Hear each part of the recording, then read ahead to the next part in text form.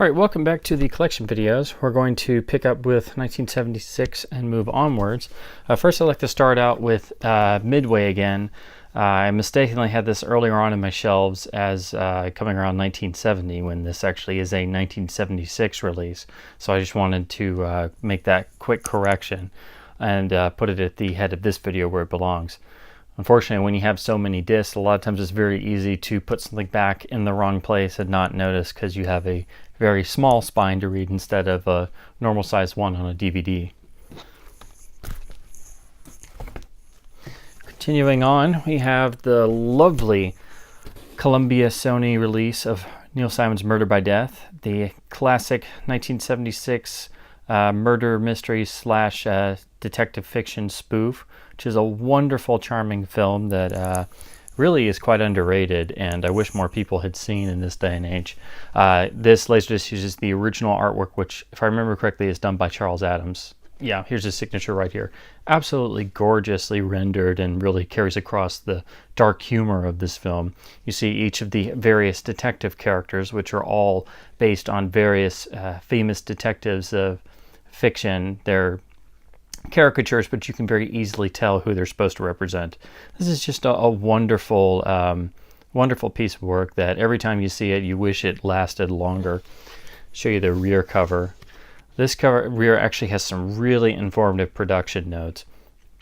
This film is also known in some circles. This was the film Sir Alec Guinness was working on when he was given the script for Star Wars, and he started leafing through that during the downtime of making this film. This is a very lovely transfer, even though it is a DADC pressing. It doesn't have any rot issues, at least not on this copy. It has the original mono mix as PCM, which is a bonus. So it's pretty much the same transfer that's on the DVD. And the DVD has a crummy cover and no special features. So the Laserdisc is preferable for better sound, better packaging, and these very, very nice production notes. This film really could use a new HD scan and a Blu-ray release. It particularly has several deleted scenes that there are bits of on YouTube, I believe, unless they've been pulled down.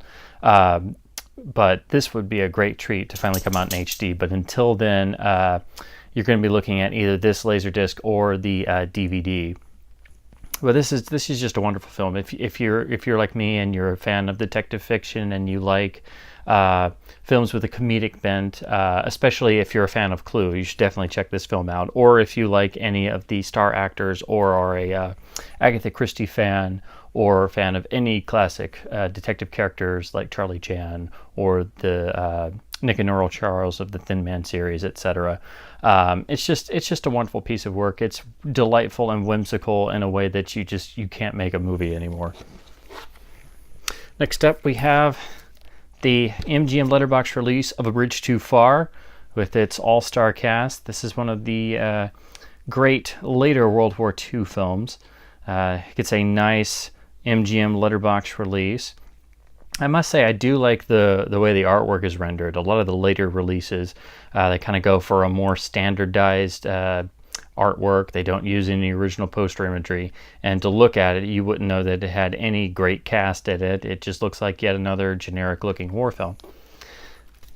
Do get a nice gatefold.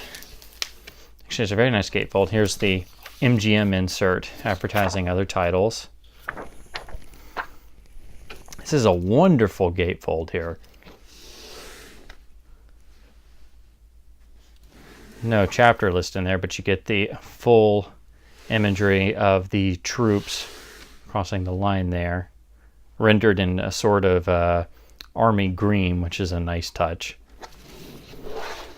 Here's the rear cover, standard MGM style. You get a blurb about the film and get a little paragraph about letterbox format. It's a nice transfer, and it has a Dolby Surround PCM track. This film has been remixed into 5.1 on the later releases. So, if you have the later DVD and Blu-ray, you can get all the special features and things. But if you want to see this film on Laserdisc, this is the only release there really is to go for. And it's a nice transfer, and it's one of those you know, it's got a bit of prestige and scope to it and scale due to the large cast and the length and things, but it's not as commonly mentioned in the really great war films as some of the others. Next, we have the Hal Ashby film of Coming Home, another letterbox deluxe edition from MGM UA. Beautiful looking cover. I love the styling and the rendition of all of it, from the text down to the imagery of the principal actors. It is a gatefold. I actually got this one sealed, so it still has the shrink wrap with the price stickers attached. It's a pretty nice gatefold. The purple kind of gives it a more prestigious feel. Spread across 3 sides. You do get the original theatrical trailer, but no special features or anything. I'll show you the rear. It is a nice letterbox transfer. It does have the original 2.0 stereo track as a Dolby Surround on the digital tracks. So all in all, a nice Laserdisc of one of those really good films from the 70s that actually started dealing with the aftermath of the Vietnam War. And unfortunately, this one doesn't really get mentioned as much as the more famous ones, such as Platoon or Deer Hunter or Apocalypse Now. But it really is good, and it should be mentioned more often. Speaking of the Deer Hunter, here we have the Universal letterbox release of the film. This was the first time it was released letterbox. The previous laser was pan and scan. It does have the original Dolby Stereo digital PCM, and despite being an older analog transfer, it holds up pretty well. It's a good transfer for what it is. Of course, the film was later released on DVD and Blu-ray, and there was some cries of the later transfers having some noise reduction, being a Universal title, but it's just been announced that it's being reissued by Studio Canal, and they've done a 4K scan, and it will come out on 4K UHD Ultra Blu-ray, which should be great. But anyway, if you want to see the film on Laserdisc, or you want to hear its original mix in PCM, you'll need to track this Laserdisc down. Standard Universal style jacket, no special features outside of the theatrical trailer tacked on the end, and it just makes it onto 4 sides due to the length. But all in all, good transfer of one of the great American classics of the 70s. And here's a film from '78 that does not get talked about very often, which is Force 10 from Navarone. This is the long-delayed Guns of Navarone sequel that has a completely recast set of characters. Originally, they were going to make the sequel a year or 2 after the original came out in 1961, but it kept getting delayed, and then eventually everybody dropped out, and eventually this was picked up and made in 1978. This is the letterbox release from Orion. It's not commonly found at all. I just recently found this thanks to a Facebook seller on the Laserdisc Forever group. It's a Orion release through Image. It is letterbox. You do get a nice little bit of production notes, which is helpful. The sound mix, I believe, on this, not sure if it's stereo or mono. I haven't played this myself just to make sure yet. I do believe it's a Dolby Stereo surround track. The later releases on DVD and Blu-ray include a 5.1 mix, but those releases are just kind of okay transfers. They're not really great or anything. This film wasn't very well received, and it's really only known for popping up on various cable TV airings and such, because the rights are less expensive. So really, this is recommended only if you're a fan of Alistair MacLean's writing, or you're a fan of some of the leads, or you've seen the original and you wonder what the long delayed sequel is like. But you're going to have a much easier time getting it on DVD or Blu-ray from MGM. But if you do find this, it's definitely worth a watch. Any of these cast members makes the film interesting, and it was directed by Guy Hamilton, who is a big hero of mine. So anything that he ever did, I have to at least see once. So I was quite happy to find this. The jacket alone is beautiful. Here we have the MGM UA deluxe release, The Great Train Robbery. This is the Michael Crichton film from 1978 with Sean Connery and Donald Sutherland. This is an absolute treasure of a film. This is basically a film that harkens back to the old style of, well, it's basically a throwback film and has a great sense of romance and drama to it, almost as if you crossed Murder on the Orient Express with Ocean's 11 in a way. So it is a period piece. It is about the titular Great Train Robbery, and you have these wonderful pair, well, I guess I should say trio, because it's a trio of would-be thieves. And I make the Ocean's 11 comparison because it's all about the planning and then the actual staging of the heist itself. So if you haven't seen this film and any of that sounds appealing, or you're a fan of either of the main actors, this is an absolute must. This is a beautiful Laserdisc. It came out in the mid-90s, so it did get a re-encoding in Dolby Digital AC3. It has a 2.0 Dolby surround track on the digital tracks as well. You get a lovely gatefold that is stuffed with production notes. This is one of their releases where they obviously put a lot of time and care into doing it right. And these are actually from, at least this section is from Michael Crichton himself. It's dated back from the 70s, so this is some of his conceptualization of making the film. And I do believe, it says here, Michael Crichton himself was involved in this transfer and overseeing it. So you do get the original theatrical trailer, but no special features as of such. I do believe they made some for the DVD release of this, which pretty much uses the same master.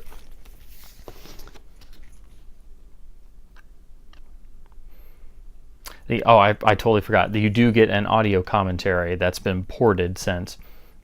That's really the main draw, but they were nice enough to give you a gatefold with all of those production notes. It's a beautiful jacket, beautiful transfer, really great Laserdisc of a truly unheralded film that deserves to be much better known. It's just a joy to go back to this every time you rewatch it. It's come out on Blu-ray from Kino Lorber, so if you want to see it in HD, you can pick that up. Just be aware it's not like it's a fresh scan or anything. I think it's still the same master material, so it's pretty much getting this same old master bumped up to 1080p with the DVD features and this Laserdisc commentary ported over. So and this isn't too common of a laser to find, so if you see it and you like the film, it's definitely worth it. It's the best version on Laserdisc, and it's one of these really nice, well put together later MGM catalog releases where they really started putting some extra effort into it. I think these are what really got the ball rolling on when they on the special edition DVDs they started making, because they started doing a lot of planning for further Laserdiscs, and then eventually just kind of canned everything when DVD came in. Like, for example, the James Bond special editions were planned for Laserdisc, started coming out on Laserdisc, and then the rest were all scrapped and then recycled into those first DVDs in 2000, 2001. Here we have the letterbox Paramount release of Cheech and Chong's Up in Smoke. Pioneer Pressing has the original soundtrack as digital PCM. Not too common of a disc to find, actually. You usually find pan and scan releases of all the Cheech and Chong films. It really wasn't until the mid-90s Paramount got around to reissuing a lot of these in letterbox with digital sound. You can always tell by them having the much smaller Laserdisc widescreen banner across the top with the actual LD logo up here. I don't know why Paramount went with that, but that's just the design they went to. A lot of these started coming out in 93, 94, 95, even 96 and 97. It took Paramount quite a long while to do really good Laserdiscs of a lot of these films. And then in turn, a lot of these were recycled into Paramount DVDs that we were then either stuck with for a long time until they hit a special edition, or we were just plain stuck with them and still are. So, but it's a nice package. The art design, I think, really kind of fits the kind of all over sense you get with the Cheech and Chong film, and I just saw this and I couldn't say no. And these are finally starting to appear on Blu-ray, so that's at least a good improvement over the same DVDs they've been stuck on for years. But I just saw this and I had to grab it since it was the letterbox version.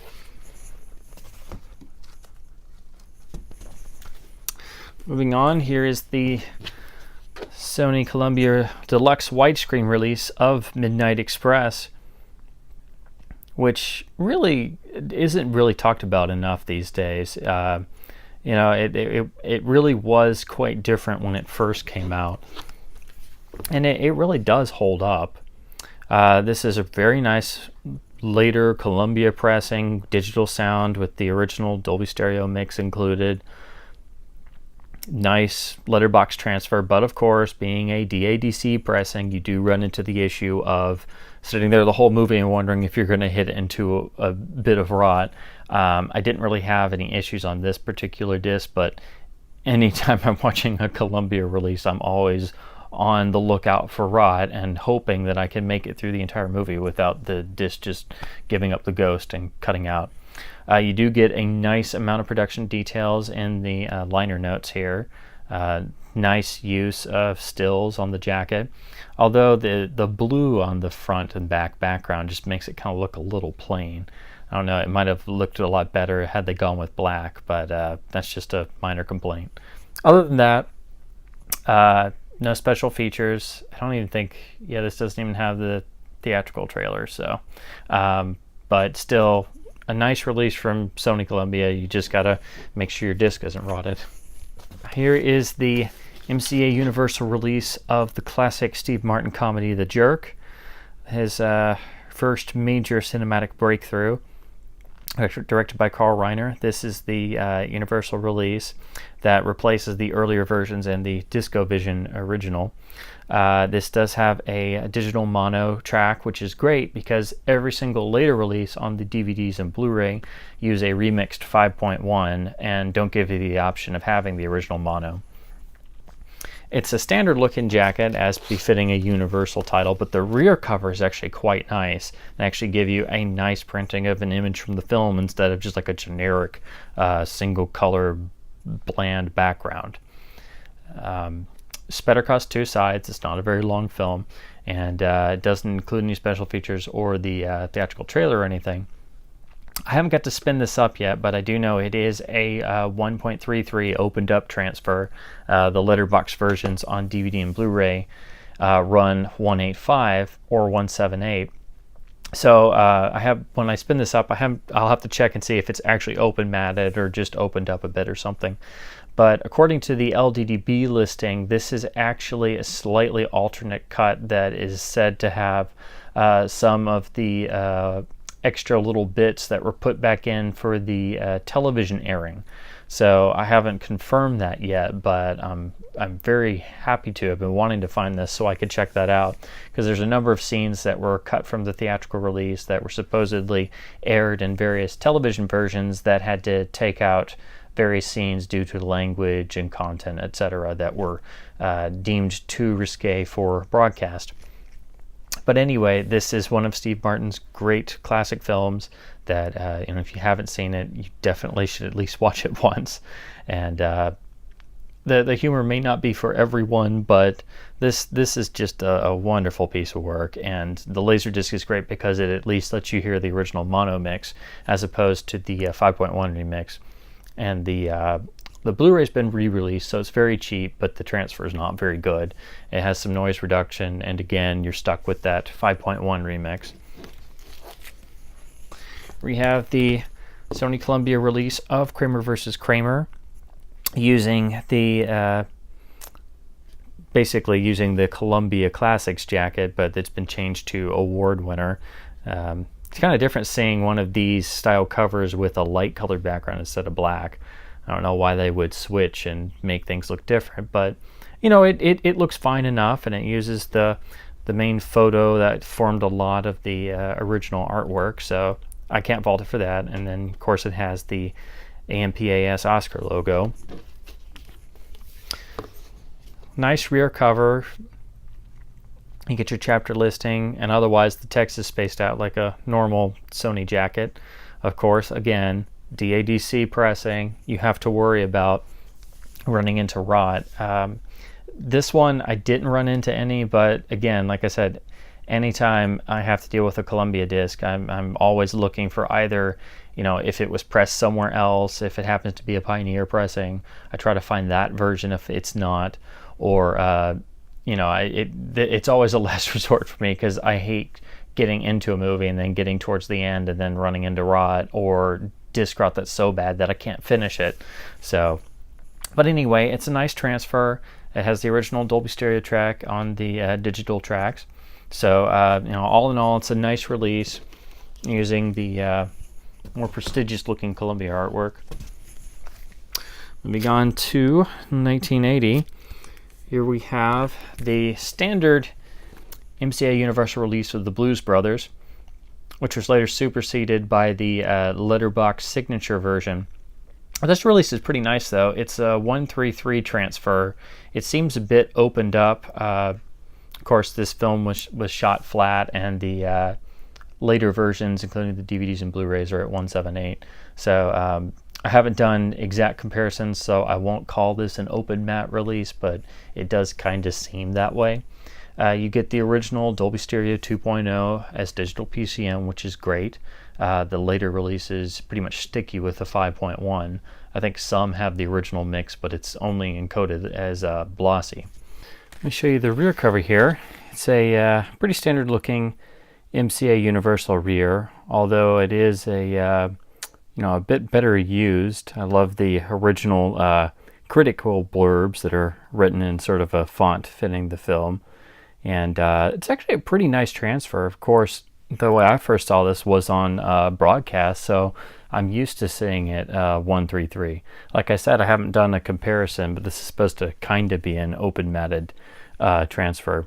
It is pretty nice that it does have chapter listings, and each of them are listed with the various songs in italics within the performers in parentheses. So that is a nice touch, lending to the musical, getting the band back together theme of the film. Of course, this is superseded by a Universal Signature letterbox release, and then of course it went to DVD and eventually Blu-ray. But if you're looking for a cheap copy of the Blues Brothers on Laserdisc, this is pretty much the one you're going to find. It's relatively common. Don't pay a ton for it, but it's a nice disc to have. Pretty good transfer. You do get the original soundtrack, and you get the 133 framing. Hopefully one day I can track down the signature release, but that can be, it can get a little on the pricey side.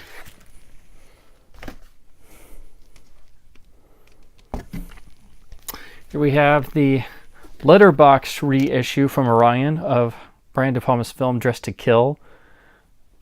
Very, very striking jacket using the original poster artwork. And then anytime they went with a nice black background within a bold color scheme, that always jumps out to me. I found this not too long ago, still sealed, so I need to open it up and give it a spin. No special features or anything, but this is just another nice 1990s letterboxed reissue. So it'll be interesting to spin up. Of course, you get a digital PCM rendering of the original Dolby Stereo, so that's always great. And nothing else to say about it. I don't even think this has the original trailer or anything, but still not too common of a disc, and can't say no to any De Palma.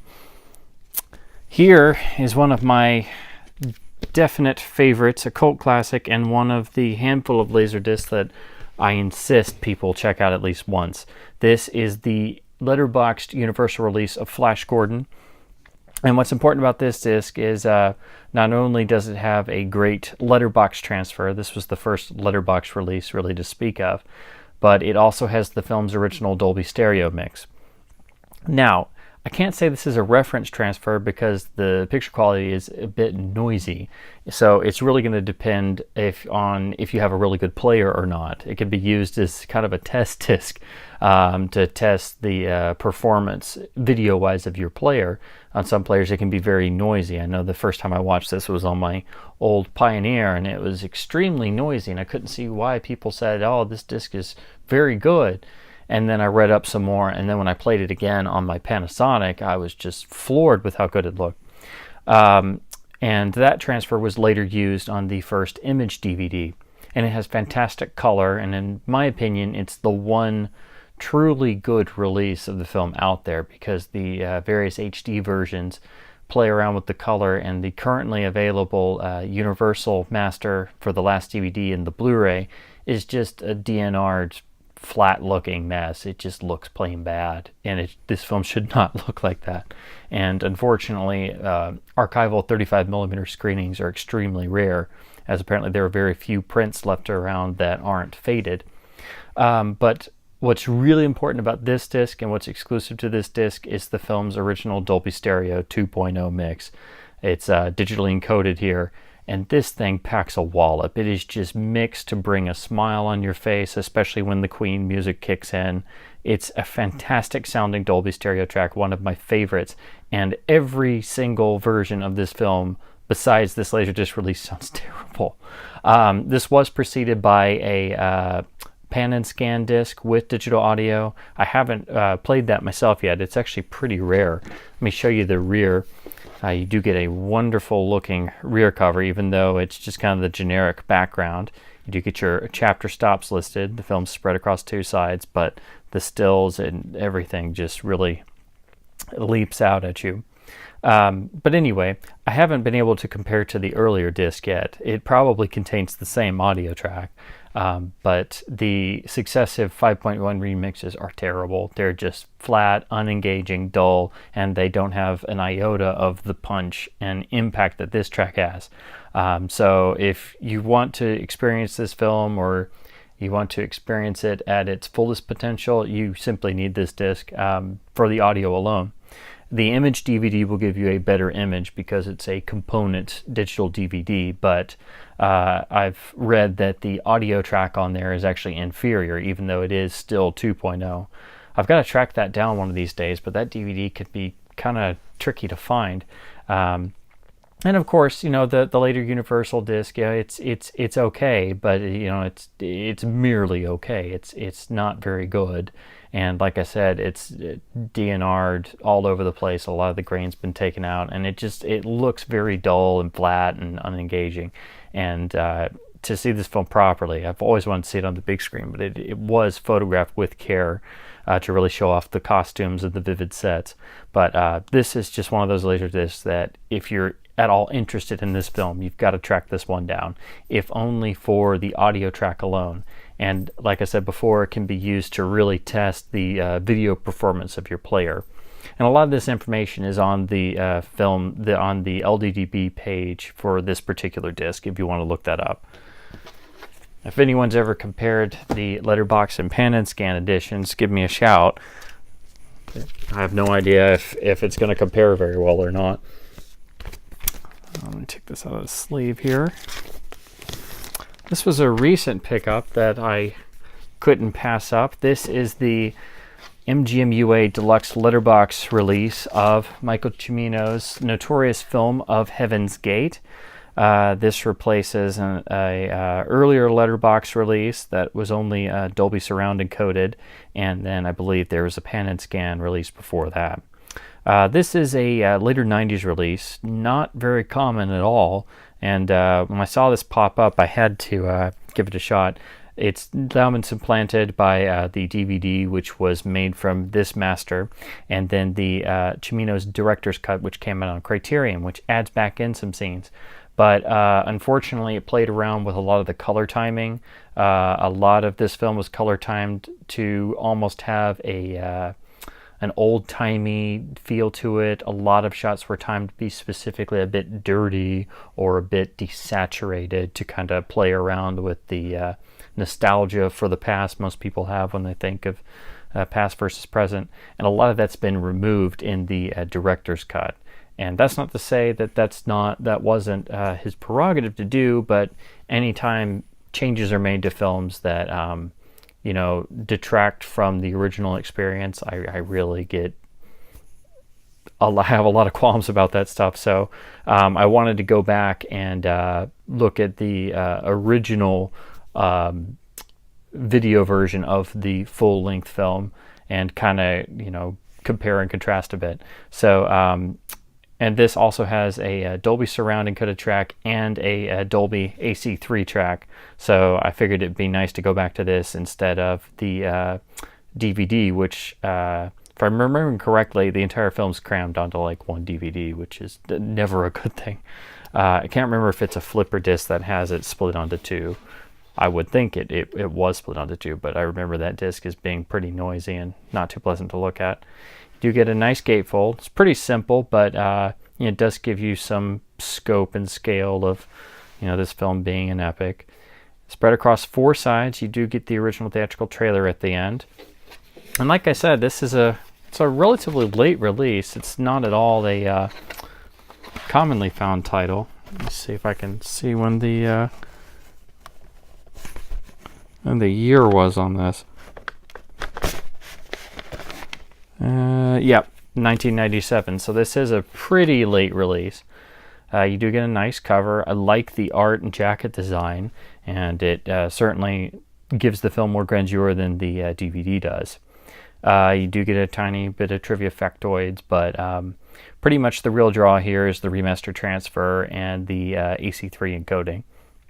So I really wanted to fire this up soon when I have the time to watch the whole thing again.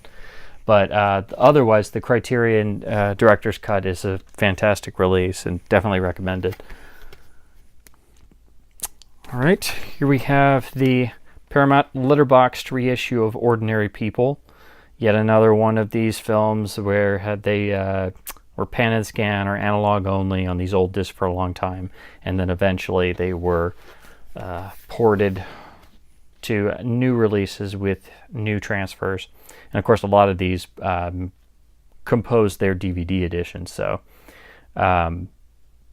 simple design, no special features or anything, but just again, one of these nicer letterbox reissues. And anytime I see one of these, I just immediately gravitate towards it, because most of the time you're stuck finding the pan and scan versions.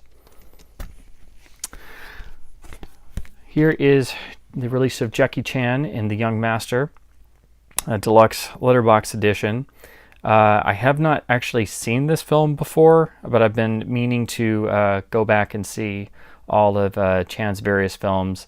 But of course, the trouble with that is I try to see a lot of them in their original Hong Kong and foreign versions, and doing that here in the States, especially with decent English subtitles that have at least some grammar to them, is rather difficult, as it is with any especially Chinese films, it seems, even the Hong Kong classics.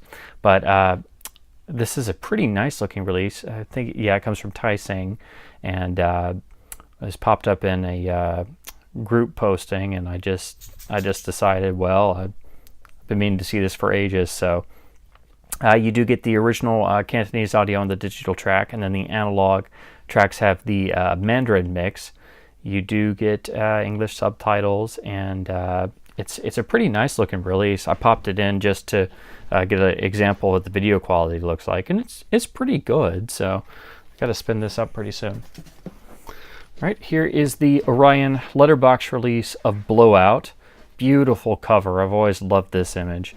Of course, this film's now out on Criterion on Blu-ray if you wanted to see it in HD, but this laser is pretty uncommon, so I was very happy to find it locally not too long ago, still in the shrink wrap and everything. Again, like Dress to Kill, no special features, just a Orion letterboxed reissue. You get the original Dolby Stereo mix as digital PCM, so that's great. This film being very, very devoted to usage of sound, it's very important to have the original mix preserved, just like The Conversation, which had unfortunately lost its original mono mix for a good number of years until the Blu-ray came out. But again, nice looking release, kind of glossy cover, and just nice to find the letterbox version.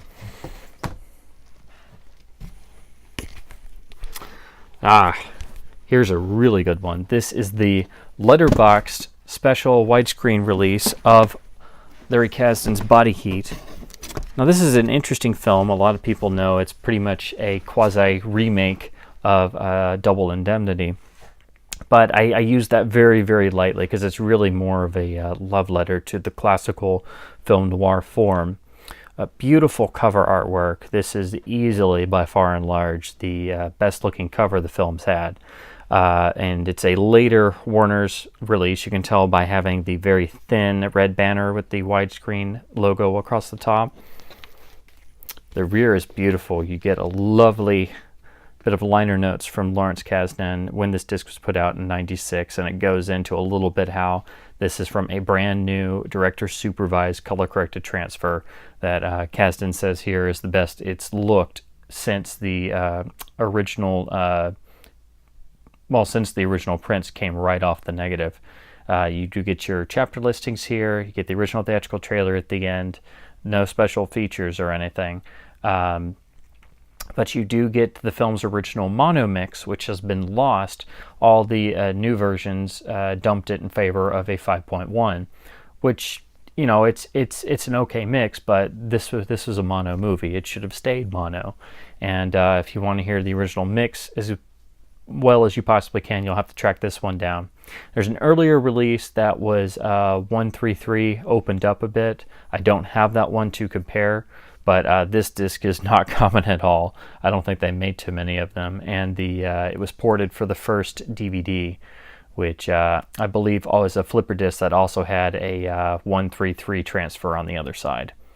But the current Blu-ray is fine. It has a couple extras and things. But I will say the video transfer on this is just spectacular. It looks beautiful. The color is fantastic. It's got great detail. There's a couple spots, like with any Laserdisc, you can tell you're kind of watching analog video, but it's very easy to forget that and just get engrossed in the film.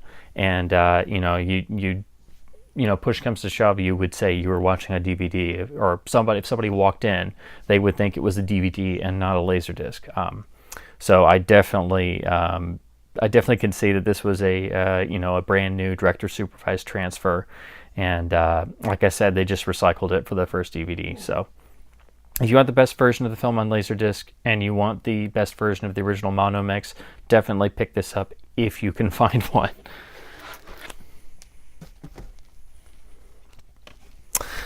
Here's one that most quite fond of. This is the letterbox collector's release of Escape from New York.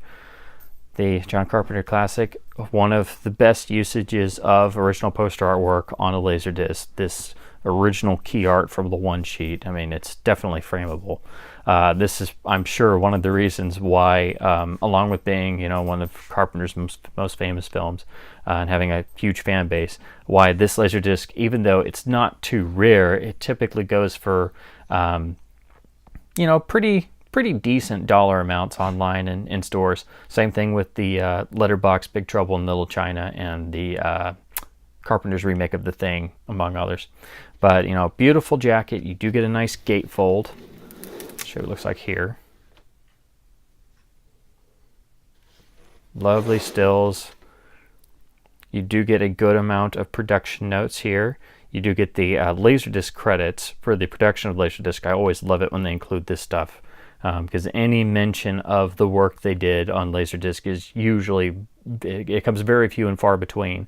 And then trying to discover what elements were used and what soundtrack type it is and all that stuff can get very, very difficult, especially when you're wanting to do detailed and accurate comparisons. But anyway, this is a really nice release, really well put together. Earlier releases don't match up to this at all. Lovely rear cover. This was really the first time it was presented with the scope ratio intact. A lot of previous releases were pretty much pan and scan. And if I'm remembering correctly, a lot of the film's rights kind of bounced around between different labels a bit, I think. Anyway, you do get a small featurette on the making of the film. You do get a wonderful commentary that has Carpenter and Kurt Russell, and I'm sure if you've ever seen this film, you've probably already listened to the commentary. Their commentaries are absolutely fantastic. This one and the one for Big Trouble in Little China, even if you don't like the films very much, the commentaries are well worth the listen. So that was really great that they did that for this. And this is a release that's a it's a New Line release, and it was also released through Image. So I think that's kind of how this got a little more time and TLC and attention paid to it, so it would get some extras and stuff. So and you do get the film's original Dolby Stereo mix as digital PCM, which is great because it totally destroys the 5.1. And then a lot of the later transfers, there was some discussion with the newest HD master. I think that's available on the Shout Blu-ray.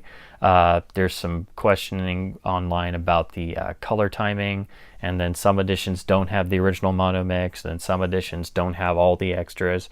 I think there were some editions that even are missing the commentary. So if you want to hear the original audio as best as possible, this is a great way to do it. I think some of the later releases do have the original mix as well. And the color and transfer on this are great. It looks spot on. It's a great looking Laserdisc. And of course, the artwork is absolutely gorgeous. So it's definitely a winner in my book. Here's a nice film that doesn't get talked about very much these days. This is the MGM-UA Deluxe Letterbox release, well, reissue, I should say, of Eye of the Needle. The film based on the actually really interesting novel. I need to reread it. Directed by Richard Marquand. Beautiful newly commissioned artwork on this release. A lot more impressive than the DVD. And now this has come out on Blu-ray from Twilight Time, which I'd like to pick up at some point. But this is a really nice Laserdisc. It's a relatively later release too. I believe it's from the late 90s. And MGM-UA came out via Image. You do get the film's original mono mix on the digital tracks as PCM. And the analog tracks are credited as having the isolated music and effects score. Well, isolated score and effects, but it seems kind of like a mix. The LDDB page says it doesn't have the music at all. I just kind of sampled it, but there's definitely stuff there. So I don't quite know 100% if the music is fully there or not. And the music, of course, is a wonderful Miklos Rozsa score. So if you're a fan of his, you definitely have to see this film, or if you just like great film scores. This film is probably most famous these days, and even back then, for being the film that convinced George Lucas to hire Richard Marquand to direct Return of the Jedi. And this film is beautifully directed, so there is definitely, you can kind of see why. It's very taut, it's very well put together in terms of direction and maintaining tension and suspense with, very little to do so. So very nice transfer. It's really good at handling the color photography of this film, because the color in this is it's kind of done in a way to be, I guess the easiest way to describe it is it's almost like it's slightly desaturated, and to perhaps suggest the time period of World War II being in the past, and so it's not something you can just slap on a disc and call it a day. The current HD master is pretty good. Like I said, that's available on Twilight Time, and I believe the DVD release pretty much just ported this because it was an early MGM DVD. So outside of the theatrical trailer and the analog tracks, no special features, but it was nice to see this get a really nice final release on Laserdisc. Here we have a release under the Pioneer Special Interest banner. The Flight of the Eagle with Max von Sydow. I just found this locally and it just looked interesting, so I figured why not give it a shot. It's a little dinged up and has a stingy sticker on it, but still it's a nice looking release, and apparently these special interest discs are pretty rare. This disc goes for relatively high dollar amounts on the LDDB. Interesting looking film, based on the true life story of the attempt of Sweden to claim the North Pole. So seems interesting, and I hope to check this out pretty soon. Here is the Peter Hyams film Outland, often referred to as High Noon in Space, with Connery essentially replacing Gary Cooper. Of course, made in the almost immediate aftermath of Alien. You do kind of get the same foreboding sense of a long-off space outpost. I've always kind of linked these two those two kind of in my mind a little bit. But it's a very nice Laserdisc, and this is in very good shape, still in the shrink wrap. Not too common either. Letterboxed with the original Dolby Stereo track as digital PCM. Looks and sounds great, and I believe this was the basis for the first DVD. The film's now out on Blu-ray as well, and the original premiere engagements came out, I believe, in the Mega Sound process, which was also used on Superman 2 and maybe one or two or a handful of other features, all Warner Brothers titles. And these were the 70mm blow-up prints that got this applied to it. Apparently Mega Sound was supposed to be a greater bass impact and a better dimensionalizing of the sound field, but I've never really been able to read too much about it. But it'd be interesting to compare if it ever came, if any of these tracks ever came out. But still, this is a very nice looking Laserdisc, standard Warner rear cover and everything. So, but still, nice to finally find this. It took me quite a while to find. Here is the letterboxed reissue of Ragtime from Paramount, pressed by Pioneer, replacing an old analog pan and scan disc. So it's nice to finally have this in widescreen, being as it's the cinematic swan song essentially for Jimmy Cagney, which is really what pulled me into this film to begin with. You do get a nice digital soundtrack. I believe it's mono, but I haven't watched this in a while. But anyway, nice looking release, and the kind of, I guess for lack of a better term, old-timey look to some of the cover artwork is nice and fits with the film very well. And again, I do believe this was the basis for the DVD. So it's a pretty interesting film, and it's again, a must for Cagney fans. Here is the letterboxed reissue of First Blood, the fantastic first film in what became the Rambo series. Beautiful cover artwork using original poster artwork. Definitely the best cover the film's ever had on video. Just a beautiful cover, and the other two, part 2 and part 3, had a similar cover to follow this when they were reissued in widescreen as well. Here's the rear. It's relatively standardized.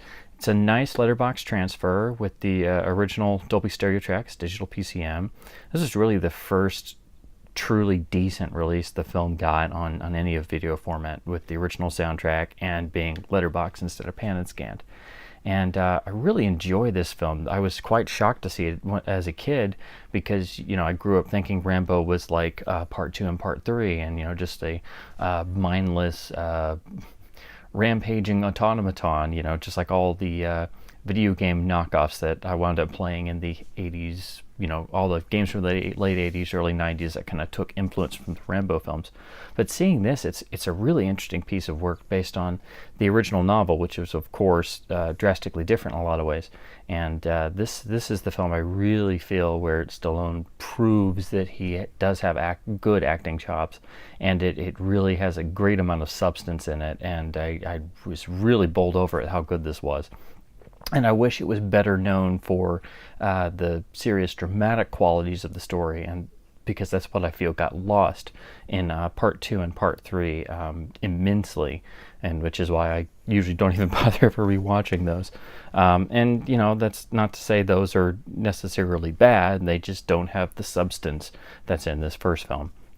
So in the newly announced 5th Rambo film, I hope they actually go back to the substance that was here originally in the first film, and what had returned in the 4th film, which, although it was quite heavy on the gore, I was at least pleased to see that they tried to get more substance in there. So that should be interesting.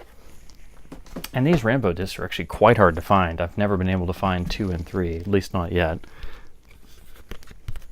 Here is the Columbia Award winners reissue of Gandhi, the Richard Attenborough film. This was previously released, I believe also, I think it was a letterbox release before this, but this was the big reissue push. Columbia did a lot of reissues or later issues with the banners kind of stolen from their classic series, and then with the full cover printing of either a still or artwork from the film. And the older releases would usually have the kind of black around it, like the early classics releases. The jacket's a little beat up, but it's a really nice transfer. This is probably the first really good experience of watching this film on disc that you could get, because pretty much all the previous versions were pan and scan for the most part. It is a pretty nice transfer. Of course, it is from DADC, so you have to watch out for rot on your copies. The last time I watched this, I really didn't get very much, but of course that could have changed in the interim. Sometimes you watch a potential rotter disc and you're like, okay, I'm fine now, and then you come to it a year or two later and it's no longer fine. But it's a nice letterbox transfer with the original Dolby Stereo. It's digital PCM, no special features or anything, so it's bare bones as these usually are. But it's a nice, prestigious looking release for this Oscar winner that I really think has improved a bit with time. So it's always nice to go back to. Here is the MGM UA release of My Favorite Year. The wonderful, I guess I would hesitate to call it a straight comedy. It does have elements of drama. Yeah, I don't know if it really fits into the dramedy category, but I'm a sucker for anything Peter O'Toole ever did. Beautiful cover using the later letterbox edition banner. It does have the original Dolby Stereos, digital PCM. Standard looking MGM style cover. You do get the original trailer, but no features otherwise. And like many MGM discs and many other laser discs, this was the basis for the DVD when it came out. It's still always nice to go back to this one, and when I just saw it on Laserdisc, I had to have it. Here is the Warner's letterbox release of The Right Stuff. Beautiful cover artwork that they nicely didn't spoil with any extra banners or anything. And in fact, you wouldn't even realize this was a letterbox disc, as with many Warner's discs, until you flip it over and you see the little tiny widescreen edition banner. And then the little box mentioning that, oh, this is in a matted widescreen format. It's totally normal. It's a nice letterbox transfer coming from Warner Brothers. They could kind of be hit or miss at this point with their laser transfers. You do get the original Dolby Stereo tracks, digital PCM. I think almost all the later releases are 5.1 remixes. And it's spread across 4 sides pretty well. No special features or anything, but I know there's a pan and scan release of this, so I always tried to hold out until I could find this. I think it may even have the same cover, so this is one of those where it's kind of hard to tell if you have the letterboxed or pan and scan version. But this is a wonderful film to go back to even with the longer running time, and it holds up on Laserdisc pretty well in spite of all that, because a lot of times longer discs, longer films, they're just kind of crammed onto a disc and they do it pretty fast, and usually they're not as transferred as well as shall we say shorter films. But anyway, it's a nice release. Unfortunately, it's not a gatefold, so you do have 2 discs kind of just floating around in one of these flimsier jackets, so it's very hard to get dinged up and get seam splits and stuff. Here is the standard MCA Universal release of Scarface, the 1983 Brian De Palma remake of Howard Hawks' 1932 original. Outside the title and the basic setup, though, they're so wildly different that you really wouldn't link them together unless you knew that. Beautiful usage of original artwork on this jacket. I think it goes beautifully with the standard Universal starry black background and then the red banners. Of course, it helps that it looks like blood on a Laserdisc jacket, so show you the rear cover. Again, staying classy with a black background. This is one of the better looking regular universal letterbox cases as far as I'm concerned. It just looks great. You do get the original Dolby Stereo mix, digital PCM, which is great because a lot of the later releases replaced it with 5.1. The current Blu-ray is pretty good. The transfer isn't the best, but it does include the original 2.0 mix. Although the 5.1 remix gets all the the better encoding as lossless. But anyway, it's nice that they kept that. In terms of this disc, it's pretty darn good. It does include the original trailer at the end. The film spread across 3 sides, and despite it being superseded later on by a signature collection release with some extras and a brand new transfer and stuff, this one holds up pretty well. So if you only have this or you find this for cheap, it's definitely worth it. Don't beat yourself up because you don't have the signature version, but again, I'd love to find that one, but signature discs always have that premium price tag usually still associated with it. You're at least going to pay a bit more to get that wonderful silver cover. But anyway, this is a nice release, and you can usually find it for pretty cheap. So if you want a good Laserdisc copy of Scarface, look no further. Here is the Warner Letterbox release of The Killing Fields. Again, another that if you weren't paying close attention, at least I put it on the front here, you wouldn't know that it was a widescreen release. It's just another one of those important 80s films that I feel is kind of not as well remembered these days. And it's been a while since I've watched it. This is yet another one that I've pulled out that I'm like, I really need to go back and see this again. Letterbox for the original Dolby Stereo track is digital PCM, which is great. Spread across 3 sides, and I do like how they went with the kind of orangey brown, like the front cover, and used it in the title and everywhere. Makes the whole disc look nice and not just like another generic Warner rear cover with a random cover and images on the side. So here is the letterboxed reissue of John Borman's The Emerald Forest. And to be quite honest, it's been an extremely long time since I've seen this, so I'm going to have to spin this one up pretty soon. That's another benefit about doing these videos. I get to all the discs that I haven't gotten to watch yet, and just further reminds me to actually spin them up. Spread across 2 sides, single disc, no special features, but you do get the original Dolby Stereo mix as digital PCM. This replaces an older pan and scan disc, so if you want to see this film on laser, you'll want to try and find this release from Image.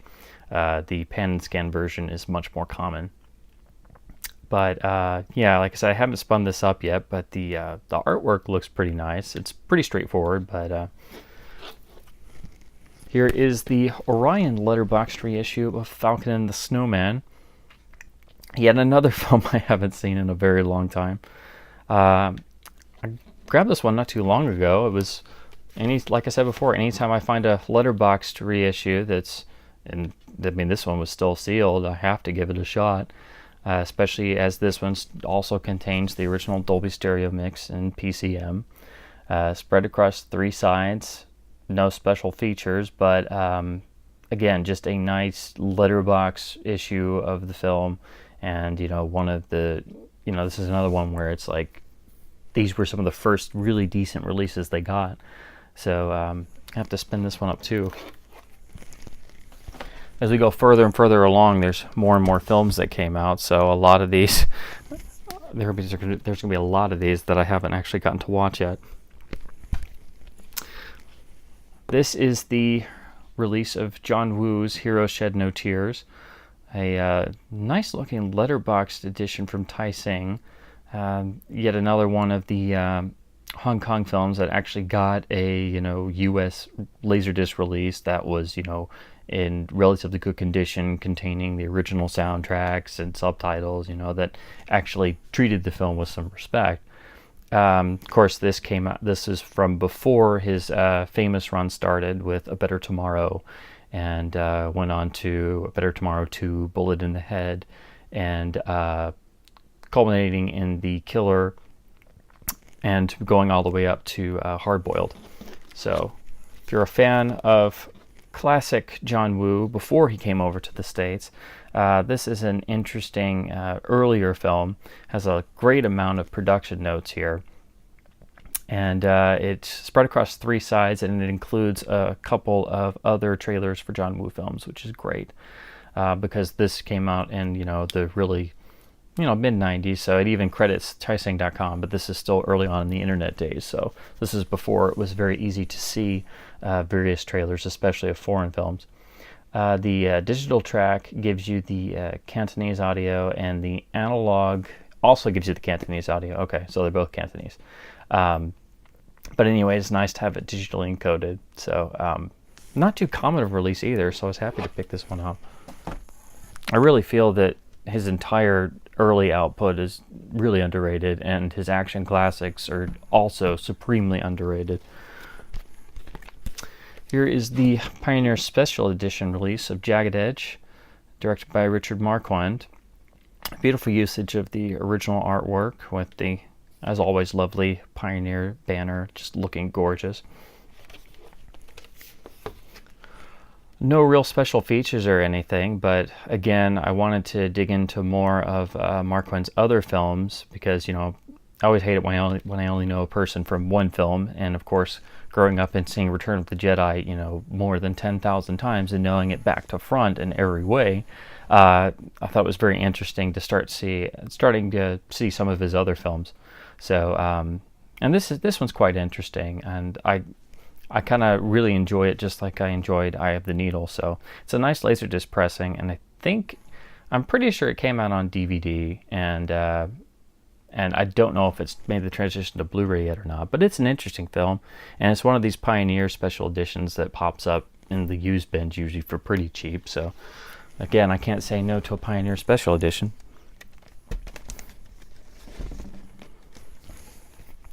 Here is the Warner's letterbox release of Richard Donner's film Lady Hawk.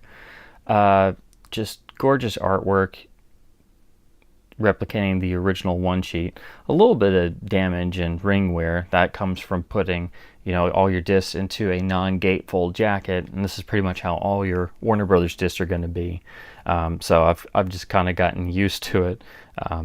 Especially when you can pick up some of these discs for pretty cheap. I don't mind a couple dings and some creases and stuff. I know that would totally put some collectors off, but a lot of these films, like this one in particular, is another one that's kind of become a cult classic. So a lot of people are after some of these titles, and I'm just happy to find them and actually see a nice transfer of the film with its original soundtrack.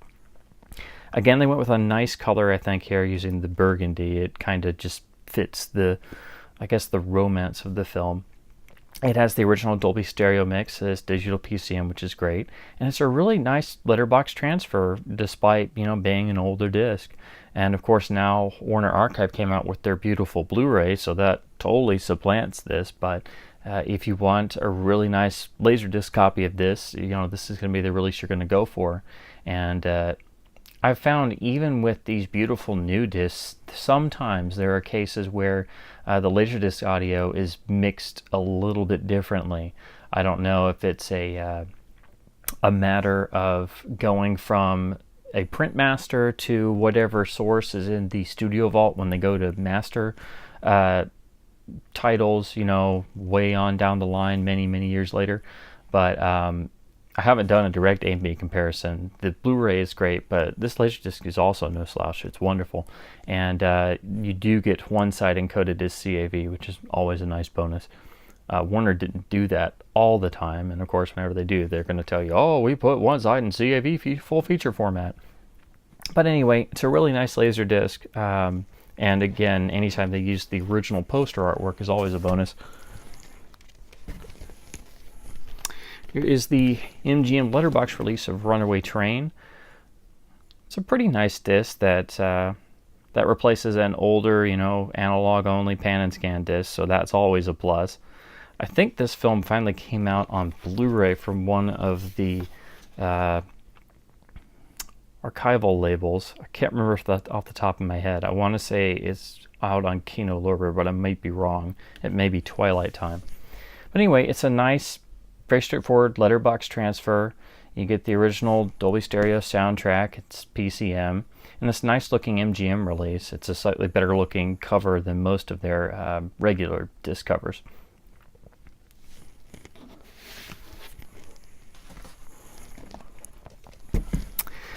Here is the original Top Gun release. This is the 133 matted version. Of course, the film was shot in Super 35, so it's had a variety of aspect ratios, everything from 185 to 2.0 to 235. And of course, it received 70mm blow-up prints on its original run. The soundtrack is a Dolby Stereo digital PCM track that seems to pretty much replicate what you would have heard in the Dolby Stereo track of the general release 35mm version. And it's actually a really nice transfer. It holds up pretty well, and it's not quite as vivid as the later transfers, and it kind of has a slight contrasty look to it, which fits as it is an older disc, but the picture and sound quality really does hold up, and the 133 framing does give you some more on the top and bottom that you lose in the tighter matted versions. Of course, you're not going to get the full width of a lot of the shots because it was never really designed to be shown at 133, but this transfer seems to have been done pretty carefully to at least preserve all of the compositions in 133. So this is one of those that you can watch on these older transfers, or if it was pan and scan on broadcast, and if they're using this same version, it doesn't lose a whole lot like most pan and scan jobs do. So that is a nice bonus, and it is nice to have the alternate 2.0 mix. But what we're all fans of, and what's one of the top Laserdiscs that everybody has to have, is the AC3 letterboxed reissue with the THX mastering. This is just one of those discs that practically defined what the pinnacle of Laserdisc was in the 90s. This was remastered from the original negative. It was supervised by Tony Scott. The picture quality is darn fantastic, especially for a Laserdisc, and it holds up even with the first couple DVDs and stuff. I'm not really a huge fan of this film or anything, but I really like Tony Scott, and I was just blown away at how good this looks. But even better is the soundtrack. The sound was remixed from the original stem sources from the 70mm blow-up prints that had a 70mm Dolby Stereo track with full channel separation. So they basically just brought that into the AC3 ROM, and the AC3 track on this will just give your home theater a workout. And it also includes a 2.0 Dolby Surround down mix of that same track. So if you don't have a RF decoder for AC3, the 2.0 will decode out and also sound wonderful. It has a really nice cover, and you actually have kind of a background imprinted of the fighter jets themselves. It's always not easy to see. It's very subtle, which is actually quite nice, and the label is actually embossed. Then it has a really nice gatefold, a pretty simple one, not a whole lot of information or anything, but you have your laser views insert. I'll keep those in there. But it does kind of look classy, and it's very straightforward. Although I do think this gatefold would have been much better had they just used the rear cover image. I wish they just used this for the gatefolds. I think it would have been even more striking, but still, I love having this and a really big Laserdisc sized image. You do get a tiny bit of production notes mixed in with the general blurb. It just looks really classy, and you do get a really nice production credit information talking about the mastering from the negative, and then making this new AC3 track directly from the 6-track master of the 70mm release. So again, this blows the pants off the old disc in every way, but that's not to say the old disc is necessarily bad. It's nice to have for comparison's sake, but this is one of those pretty much benchmark discs that you can find anywhere for $1 or $2, so who's to say no to it? And it packs a punch. It is a great Laserdisc. All right, so here we go with the Paramount letterboxd reissue of Witness, directed by Peter Weir. Wonderful jacket usage of the original artwork as usual. You do get a lovely little remastered first widescreen edition. They should have also added on there. Should have never been pan and scanned in the first place. But I digress. Anyway, this is a really nice disc. Picked it up still sealed, so it's nice to find one of these in pretty good shape. Has the original Dolby Stereo audio tracks, digital PCM. Unfortunately, no special features, but this pretty much reappeared as the first DVD version. It's since then had a reissue, but this is one of Harrison Ford's more interesting films of the 1980s, and it's definitely recommended if you haven't seen it and you're a fan of his or you like some of Peter Weir's other films. But this is a great Laserdisc and the best release the film got on the format. So nice rear cover too. Speaking of a great underrated 80s film with a lovely Laserdisc using original artwork, here is the Warner Brothers release of Manhunter, the original adaptation of Red Dragon, directed by Michael Mann. A little bit dinged up here and there, but I was happy to find this. It's another one of those discs that isn't extremely rare, but a lot of people are fans of this film, so they're willing to pay higher dollar for it, which kind of drives the value up a bit. Again, multiple discs crammed in a thin non-gatefold, so you're pretty much always going to be stuck with creases. Anyway, lovely original artwork here. It just looks gorgeous on the Laserdisc jacket. Show you the rear. It is a letterboxd. Of course, being Warner's, half the time you wouldn't know if it was letterboxd unless you scanned the rear cover. They kind of go with the purple aesthetic here, I guess, because they saw the title had purple in it. You know, it works. I don't really think they always needed having the color bar on the side, but it works. You do get the original Dolby Stereo mix, this digital PCM, which sounds fantastic. A lot better than the remixes this film got. Spread across 3 sides. Unfortunately, no special features or anything. This film is actually quite interesting. It's probably just about my favorite Michael Mann film. And of course, the film was later remade as under the Red Dragon title by Brett Ratner in 2002. And that both takes more of the source material and deviates more from the source material to add more scenes with Dr. Hannibal Lecter. And of course, this has kind of been superseded now by the Hannibal series. I'm not really a super fan of these. I've just seen the films a couple times. But this is a really interesting film and very much of its time period. And I can't help but always have it forever associated in my mind with To Live and Die in L.A. because of Billy Peterson being in both films as the lead and both characters being extremely driven, fantastic, very riveting and striking lead performances. So, and stylistically, they're very similar.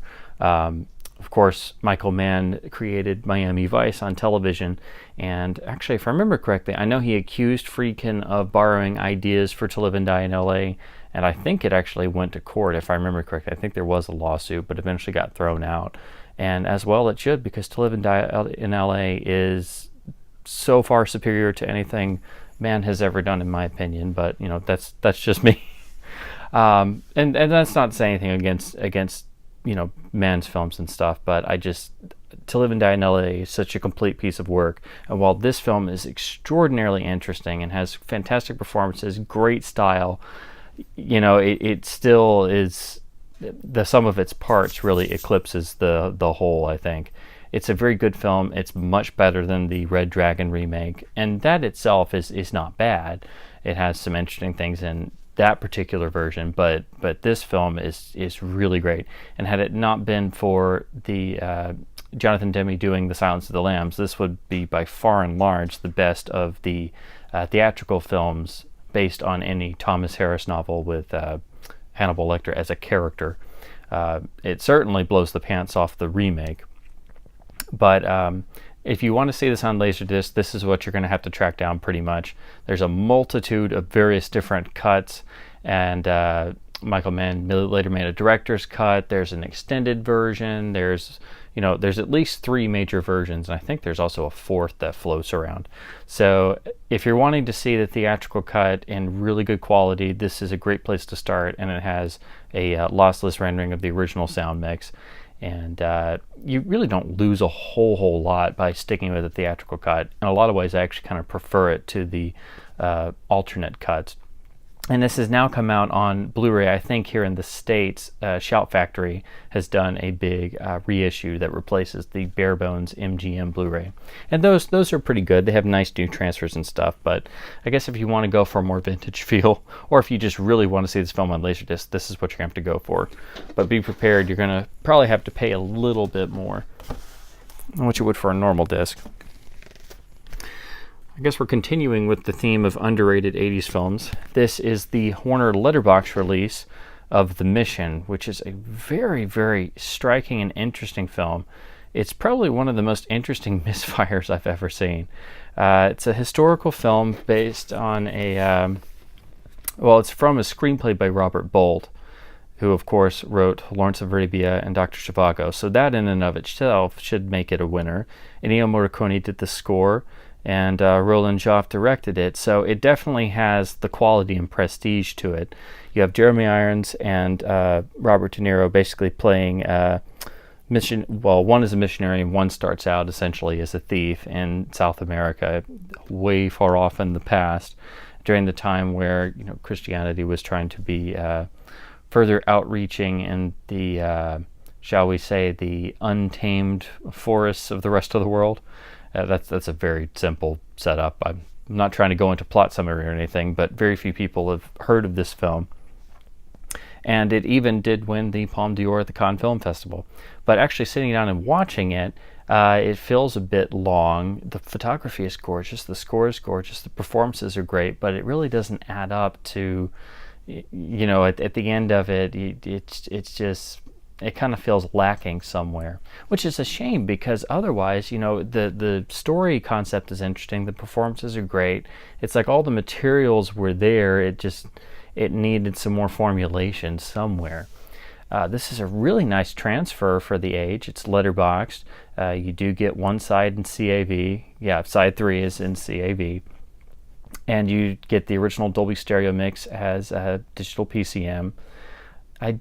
I want to say, if I'm remembering correctly, this may have gotten a 70mm blow up with a 6-track Dolby mix, but I could be wrong. Sometimes it's hard to remember some of these because there were a number of films that were credited as getting blow ups that either did or didn't or have never been confirmed. But I believe it did, as the later DVD remaster and Blu-ray have a 5.1 mix. And those are pretty good transfers as well, and you get the benefit of added resolution and stuff. But this is a really nice laser to have. It's it's relatively cheap. If you've never seen the film before, I definitely recommend it. It has a lot of parallels with Scorsese's film Silence. Actually, when I first heard that he had finally made it, I couldn't help but feel that it was, in a lot of ways, like very extraordinarily similar to this whole concept. So I kind of link those two films in a lot of ways because it just seems so darn similar in concept and tone. And when I finally did see Silence, I was like, I don't quite know if they learned the lessons from The Mission. I'm sure he's seen it because he's seen just about anything, but it's kind of interesting to just compare and contrast the two. But anyway, standard Warner Brothers rear cover. I like the usage of green. I don't know, sometimes the colors they chose work really well, sometimes they don't. Unfortunately, this is an old rental copy, but I've actually had good luck with rental copies on Laserdisc. It's not like buying an old rental tape where it would be worn out, because even if it was scratched up, the Laserdisc itself is pretty scratch resistant. So it takes a whole lot to keep the actual disc from being read. So don't ever be put off by something that has an old rental sticker on it or something, as long as the disc's okay, and especially if it's a rare or interesting title. These aren't too obtrusive or anything. But still, it's a really interesting piece of work. It's it's underrated. It has beautiful photography, a beautiful score, great lead performances.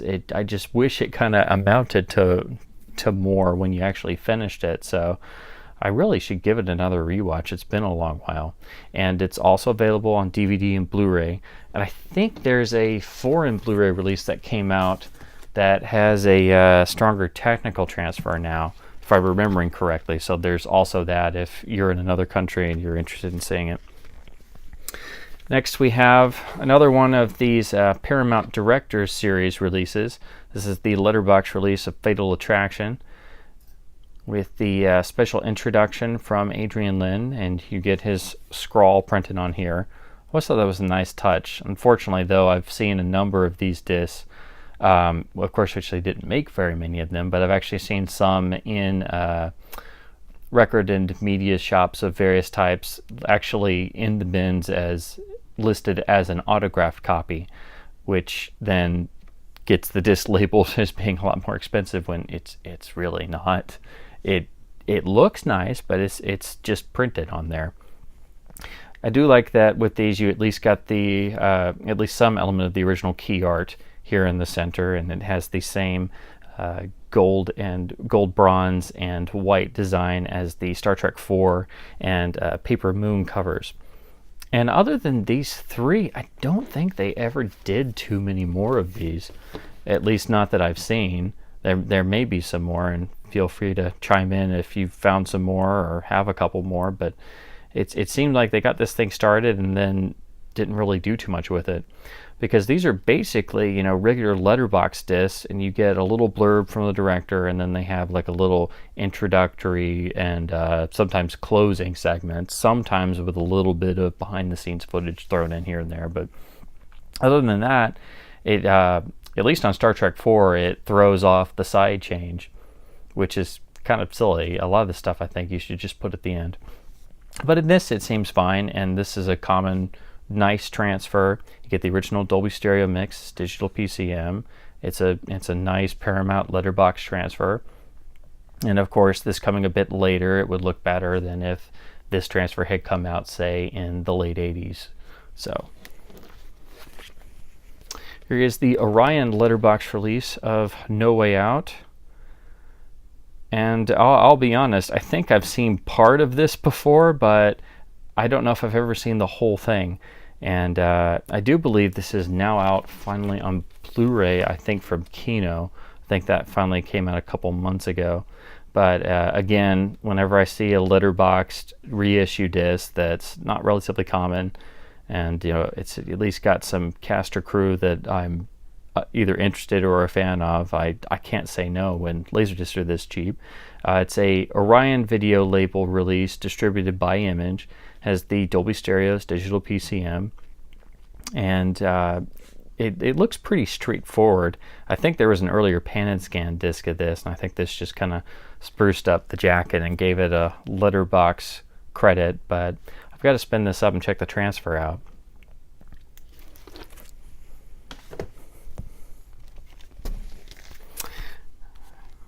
Here's one that I'm actually quite happy to own. This is the Paramount letterbox release of The Untouchables, and while I really enjoy this film, I think it gets better with time.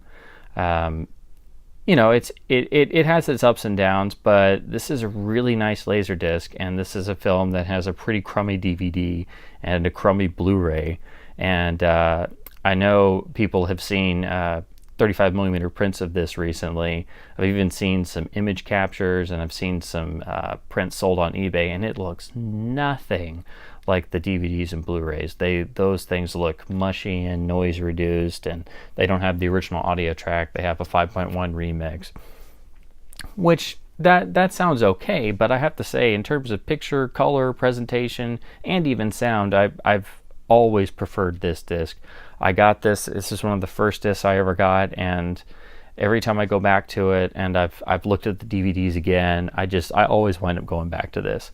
And of course, it uses the original one sheet. I love how they've got it in here with the aspect kept, and they just left the sides white. I think that gives it a really nice striking contrast with the kind of muted colors going on here, and then of course the lovely classic Paramount letterbox widescreen cover. I honestly wish they would bring this back. I love this design. It's so simple, and it just is so effective on any packaging, I think. I think they could release Blu-rays and even 4K discs this way. I love that. And it's such a simple thing. Anyway, you get the original Dolby Stereo track. It's digital PCM. It does have a nice gatefold, which is kind of like a lot of other Paramount discs. This is another one of those first discs I got with the original owner label in it that I can't get the sticker off. So pardon me as I try to cover those up. I don't know if he has the same phone number or anything, but anyway.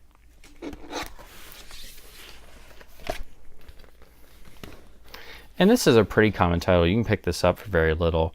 Like I said, it was given to me by a friend, and you know it's a little beat up, has a little damage here and there, but the discs are fine.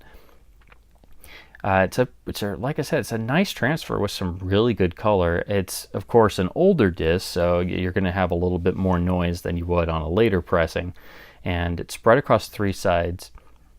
Side 3 is relatively short, but like I said, it's just a really nice presentation. The sound is wonderful when you matrix it back out. And like I said, I just wind up preferring this to the DVDs and the Blu-rays. I think the color comes across as better, even though it is an older transfer, and I'm not saying it's perfectly accurate or anything. And I really enjoy the sound mix. I prefer the sound and picture on this. So this is one that really could deserve a 4K scan of, you know, original master materials and a new transfer of the soundtrack, and you know, some actual decent extras put on besides the same stuff getting recycled over and over, because it really needs it. And especially if you see like an original trailer, or if you get to see a archival print screening of this, or even see, you know, a print pop up on eBay and you look at the seller photos, it looks completely different from what the modern HD versions look like. So again, an interesting film that gets better with age, and I really like the Laserdisc version, so absolutely recommended. Here is the Warner Bros. Release of Clean and Sober with Michael Keaton. This film is notable for being the dramatic performance that convinced a lot of the studio executives at Warner Brothers to go ahead and let him be cast as Batman. And also it was kind of used as a point for the production team to say, well, he's done dramatic work before, you know, look at Clean and Sober. And it also influenced some, if I remember correctly, it influenced the casting director to also suggest that Michael at least be considered for Batman.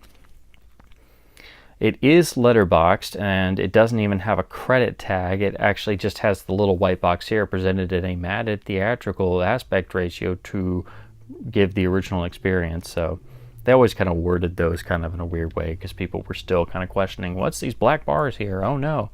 But I think if you were buying a Laserdisc copy, I think you would pretty much already be well aware, seeing as you were spending a lot more than just the regular VHS copy.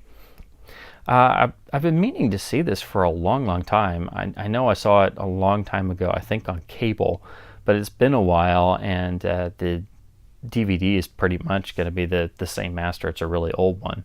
And I wanted to track down the Laserdisc. It has the original Dolby Stereo tracks, digital PCM, and it's not too common. The LDDB page usually has it going for quite a bit, so I was quite happy to actually track this one down. And like a lot of these, I've got so many that I just need to actually sit down and watch, even just to watch the film again or for the first time. So, all right. Here's an interesting one. This is the MGM-UA reissue of A Fish Called Wanda with a digital soundtrack. If I'm remembering correctly, this film is mono, or mono-ish. So the 5.1 remix really was kind of deficient on the later DVDs and Blu-ray. And for the longest time, the later editions, the video quality wasn't very good, but it's now come out via, I believe Arrow did a 4K scan and did a lovely Blu-ray reissue. This disc is, even though it replaces an older analog-only disc, this is a 133 transfer, which does give you more head and foot room on the top and bottom of the frame. So it is practically an open matted version. And there is one scene where that kind of ruins a joke, where a character is supposed to be in the nude and is revealed to not be quite so nude. So that's an example of a sequence or a shot, kind of the having the wool pulled off your eyes and having the seams of the sets exposed. But other than that, you know, it's a really nice transfer. Actually, it's much better than the older ones, and the sound is excellent. So until the Arrow release, I'd been meaning to track this down just to have at least a better sounding version and to check out the 133 framing.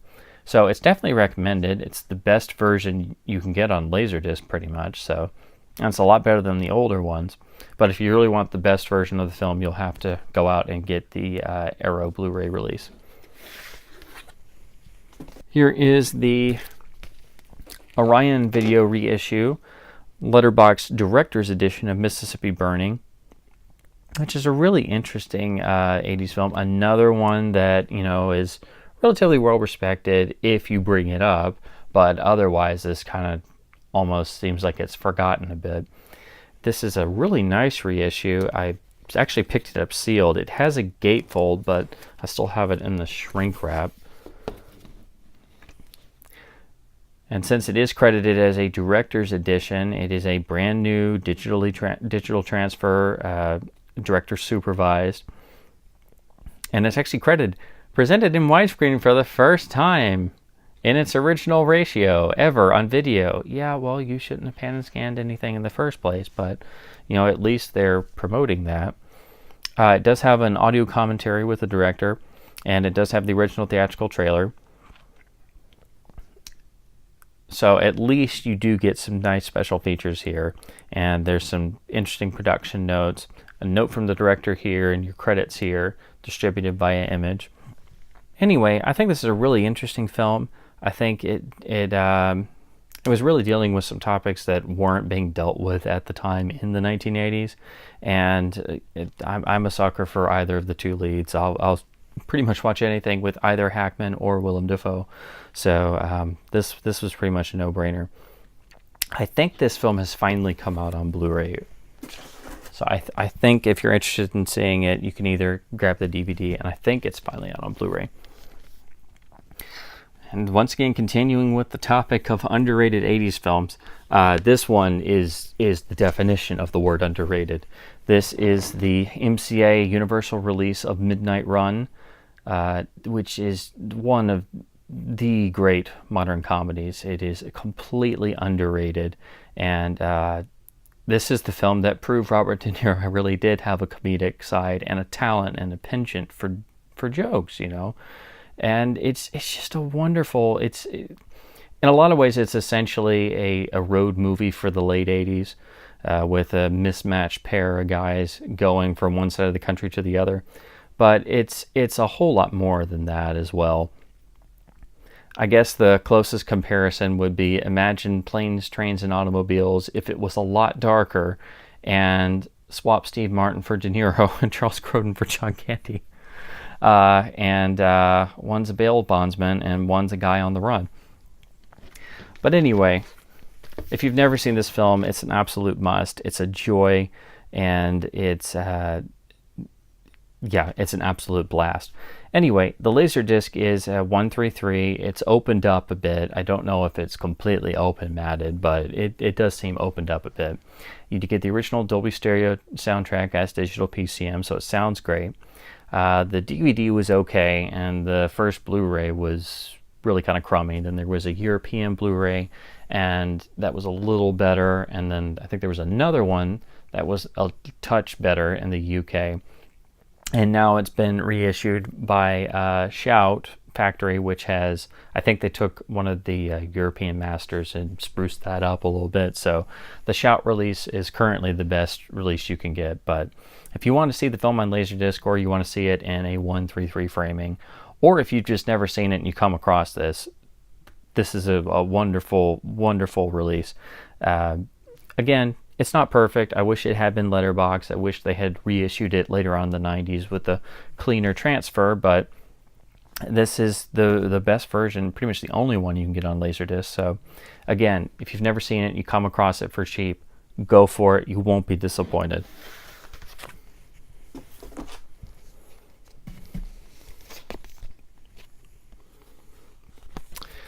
Here's a interesting Fox release of Dry White Season. Interesting, really striking use of the cover artwork. And I'll be honest, this is another film that I've never actually gotten to see. When I came across this, I think I may have seen part of this on television once, but I've never seen it in its entirety. It is a 133 disc. The LDDB classes it as a pan and scan transfer, but I haven't gotten to really spin this one up yet. And I think for a long while this wasn't even available on DVD. I think it may have finally made DVD, but I could be mistaken. You do get a Dolby Stereo Tracks digital PCM, and you know, it seems like an interesting film. This is yet another one I have to actually make the time to actually sit down and watch. So we're gonna run into more and more of those. Here is the beautiful, striking release of Dead Calm. This is the full cover version. A lot of these have a silver Warner bar on the side, which just, I don't know why they did that. This is just a beautiful looking cover. And of course, wonderfully using original artwork the way only a Laserdisc jacket can. So definitely try and find this one without the silver bar on it. Show you the rear cover. A nice rear cover that, you know, despite being a standard Warner jacket, looks really nice.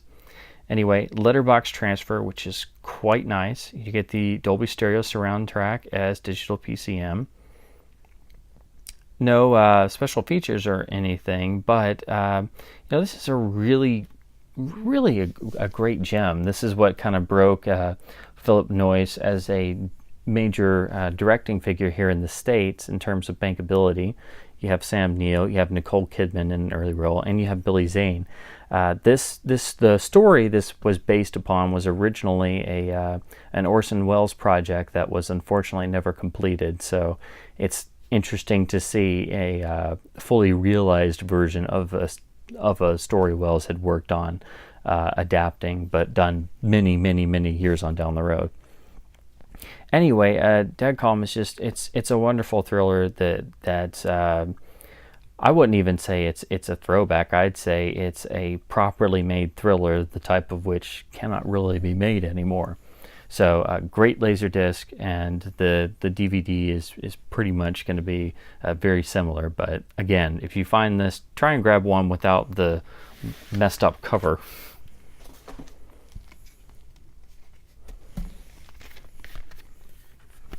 Here is the Warner Brothers release of The Accidental Tourist, the film made by Lawrence Kasdan. I've been kind of on a Kasdan kick recently. I've been trying to go back and see a lot of his, well, pretty much all his films, either the ones he wrote or directed or produced or wrote and directed. So this is one of those that I picked up that I've got to make time to actually sit through. It is letterboxed, and it does have a Dolby Stereo surround digital track. But other than that, standard Warner style jacket. Here is the Universal release of Gorillas in the Mist, Sigourney Weaver, directed by Michael Apted. Based on the real life story. It's a 133 transfer, unfortunately. It's not letterboxed. For that, you'd have to wait to the DVD. It has finally been released on Blu-ray, so that's available if you're a big fan of this film. It does have a 2.0 Dolby Stereo digital track, so again, if it's a film that I've either seen part of, or has people or crew in it that I've either followed or enjoyed things before from, and I find some of these discs, you know, you find them locally for so cheap, you just, it winds up in your hand, and then you go home with it, and then you have way too many on your shelf, and eventually one day you'll get around to actually watching it. So again, it's not letterboxed, it is 133, but it seems like a nice transfer. I popped it in just to kind of check what the image looked like, and like other Universal discs at this era, it's a little softer than had it been released a couple years later, but still perfectly serviceable. I just wish it had been released letterbox.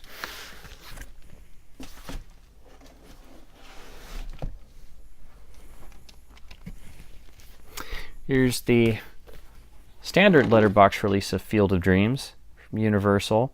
Again, I like how some of these really were made to fit with the standard Universal letterbox jacket.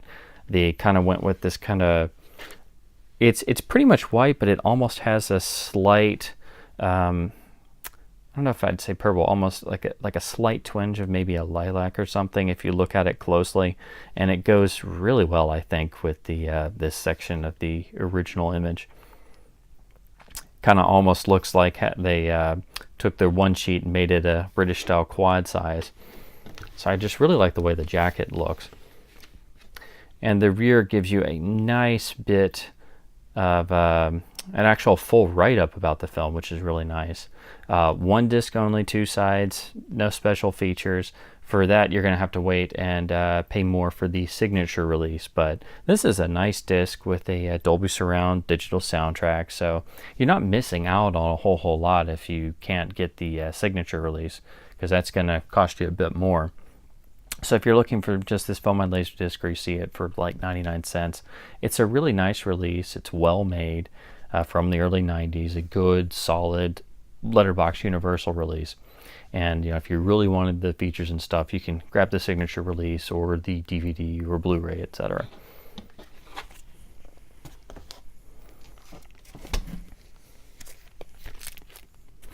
Here is the standard letterbox release of Glory.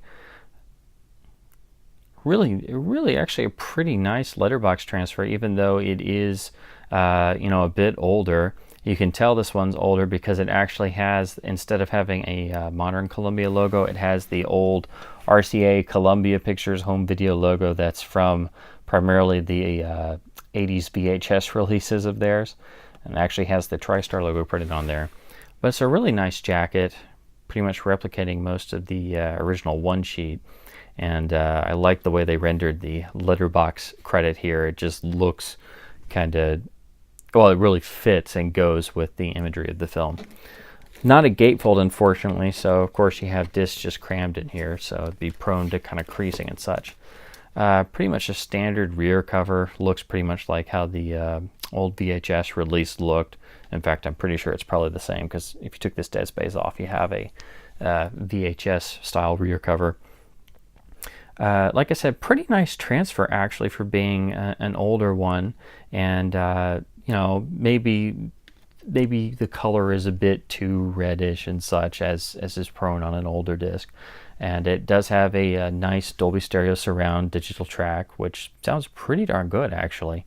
I'd say this is probably pretty close to what you would have experienced seeing this in 35mm originally. This was later supplanted by a reissue Laserdisc. I want to say that added AC3. I may be wrong, but I do remember, I think someone on the LDDB forums once said the reissue changes the side breaks up, so the final side is pretty much just the end credits. The movie ends and you have to flip the side just to have the end credits, so that is a bit silly.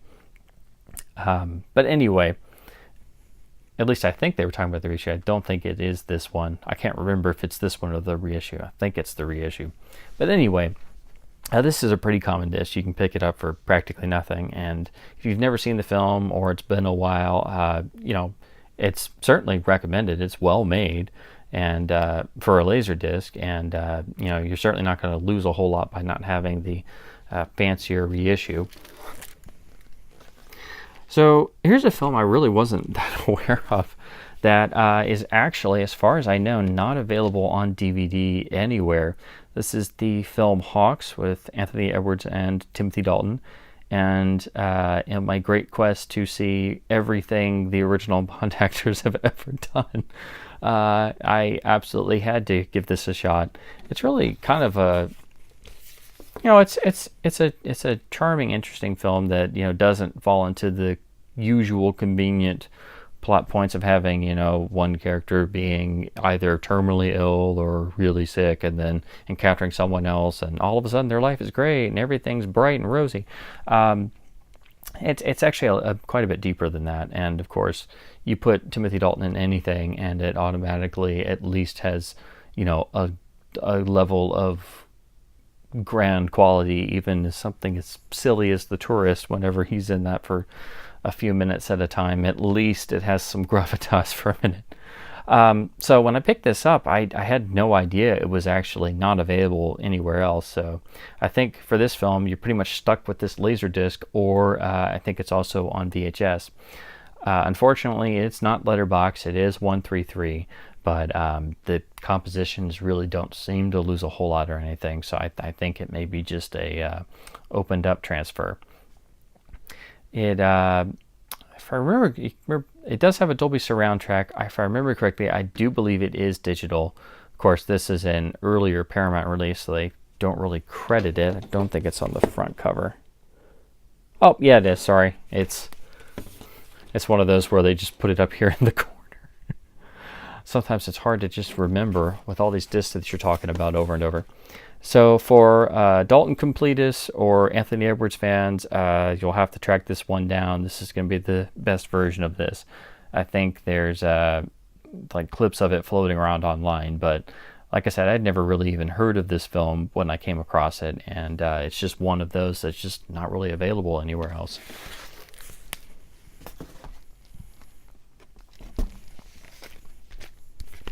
Here is the Fox release of Branagh's version of Henry V.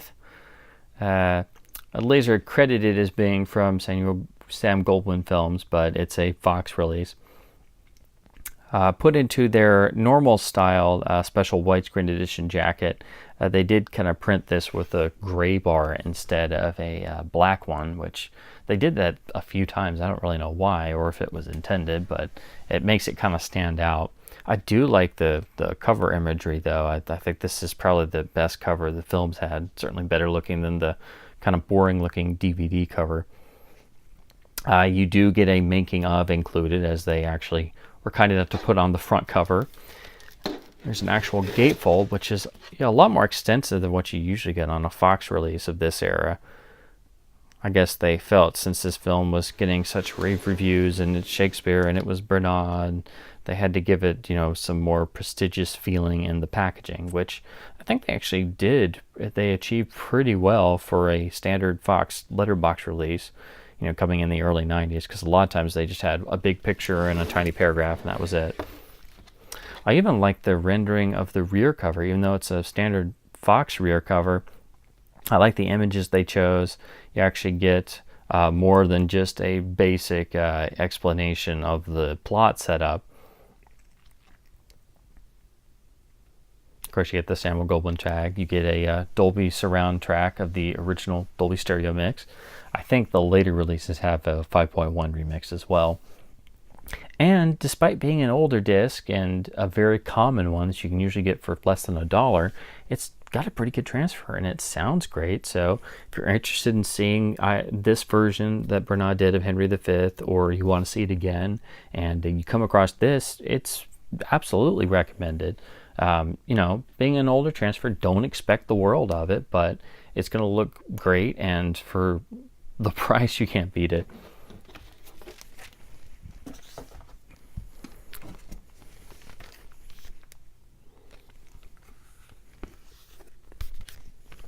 Here is the remastered letterbox release of Mountains of the Moon, pressed by Pioneer from the live home video banner. This replaces an older transfer. I know it had Pan and Scan first, and I think that's what this one pretty much replaces. It was directed by Bob Rafelson, and every film he made after the after the eventual collapse of BBS and the classic films they produced in the late 60s, early 70s, every film that he eventually made afterwards is, even if it doesn't work, they're going to be full of interesting elements, and this one really is. It's an interesting film. So if you come across this, I definitely recommend it. I think it's been supplanted by a DVD, and I don't know if it's come out on Blu-ray anywhere yet. This does include a making of at the end of Side 3, along with the theatrical trailer, so you do get that bonus. Other than that, it doesn't have any special features, so this is one of those where they at least have some stuff on it, but they didn't go out and claim it as a special edition. It's actually a really nice letterbox transfer, and it has a Dolby Stereo 2.0 track, which should reflect the original release. So this is just another one of those nice letterbox upgrades to films that were previously stuck in Pandascan land.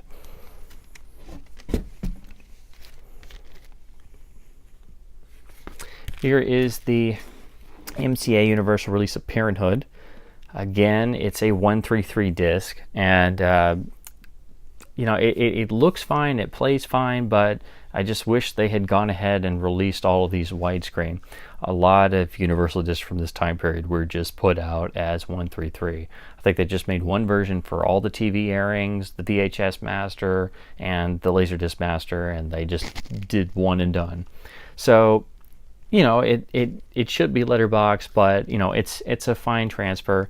It has the original Dolby Stereo surround track, it's digital PCM, so it's nice to not be stuck with a analog only disc. This was kind of about the time Universal finally realized, hey, digital sound's a thing. Maybe we should put that on all our stuff and not keep sticking people with analog tracks. Other than that, pretty straightforward standard release, but I do like how they kept the motif of the kind of suburbia looking house. You can see the wall here, and then the molding and the floor, so it fits with the front cover and original poster image. So this is an interesting film. It's one of the more interesting later Steve Martin films of the late 80s, I think. And I think a lot of what this kind of set up and achieved, I think some of that is what inspired the Father of the Bride remake they did a couple years later. I don't know if that's a fact or not. It's just always kind of seemed that way to me.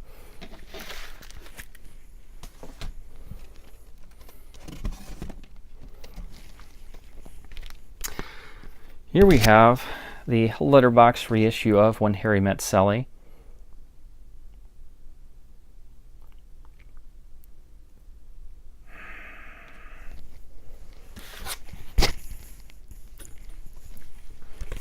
Here we have the letterbox reissue of When Harry Met Sally, and a lot of times people don't realize this was actually reissued because it looks practically identical to the older one. You get this little widescreen edition bar across the top. I'm pretty sure this is the original poster. It looks great, and there's not really any other image you need to put on the cover of this. But this is actually one of those I feel is kind of a stealth remaster, because it actually is a THX mastered or credited disc. So I didn't even realize that at first when I picked this one up. It came out via Image and New Line, so it is a early 90s disc. It's a lot better than some of the older ones, and certainly a lot better than how I first saw this pan and scanned on TV and tape and stuff. But anyway, this is just another one that, it's well known, and every time you go back to it, it seems to play better with time and age. And it's a really nice Laserdisc that you can get for literally nothing. It has the original 2.0 Dolby Stereos, digital PCM. It's a nice letterbox Laserdisc transfer, and it's actually a THX disc. Why they did that, I don't know. THX usually was reserved for big action films or special effects films, or the big, technically superior classic reissues. So I'm used to seeing THX on Speed or Star Wars, or some of the signature releases later on from Universal and stuff. But then I was like, wait, they did this? That's okay, that's interesting. But anyway, if you want this film on Laserdisc, you go for this one. It's a lot better than the older ones, and it's literally dirt cheap.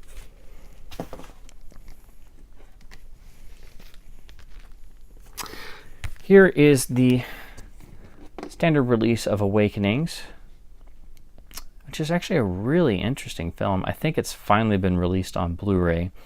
And unfortunately, despite having a really nice cover, this is not a letterboxed edition. I believe later on this got a letterboxed release, but this is a 133. It doesn't really feel pan and scanned or anything, but I didn't realize until after I bought it that there's a letterbox reissue. So you'll have to look out for that if you want to see this in letterbox. But this is just a really nice package. It's kind of a fancier cardstock than normal. Unfortunately, no gatefold, and again, it's a earlier Columbia release, as you can tell by the logo here. But yeah, this is just a really interesting film that, I was surprised when I saw it. Who would think putting De Niro and Robin Williams in a movie that's, not really a comedy, and it's pretty straightforward, and coming from Penny Marshall, it seemed like an odd combination, but it really does work. And I think it's really underrated. So if you do come across this, it's definitely worth $1 or $2, as most Laserdiscs are going to cost you, at least here in the States, in record stores and such. But do keep in mind, it is not letterboxed.